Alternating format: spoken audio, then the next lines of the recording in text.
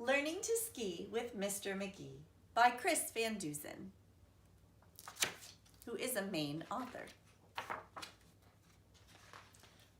Learning to Ski with Mr. McGee.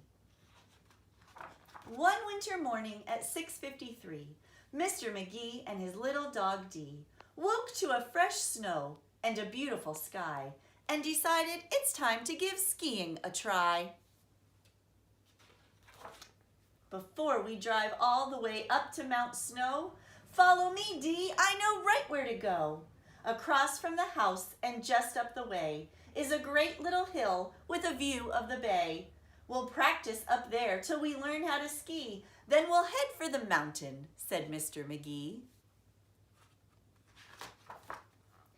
A few minutes later, they came to a spot where nothing could get in their way, McGee thought.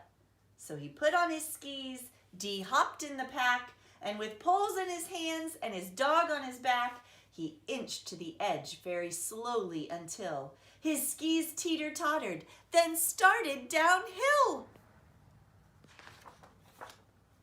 Not far down the hillside from Mr. McGee and just out of sight, there happened to be a curious moose. He was out on a search for the succulent sticks of the great northern birch. Then he spotted a tree, the biggest he'd seen, on the opposite side of a gaping ravine. The moose turned around, and what did he see? Mr. McGee and his little dog Dee. The moose was so shocked he stood frozen in fear. But Mr. McGee hadn't learned how to steer, and he knew very soon they were going to collide. So he called to the moose, "Would you please step aside?" But the moose didn't move, so McGee yelled, "Duck!" And that was the moment they ran out of luck. 'Cause while they were sliding right under the moose, the tips of the skis snagged the log of a spruce. In a flash and a flip, they flew over the log, tossing poor Mr. McGee and his dog head over heels, straight into the gap when the ends of the skis came down with a slap. So there they were stranded, McGee and his pup, across a ravine 100 feet up.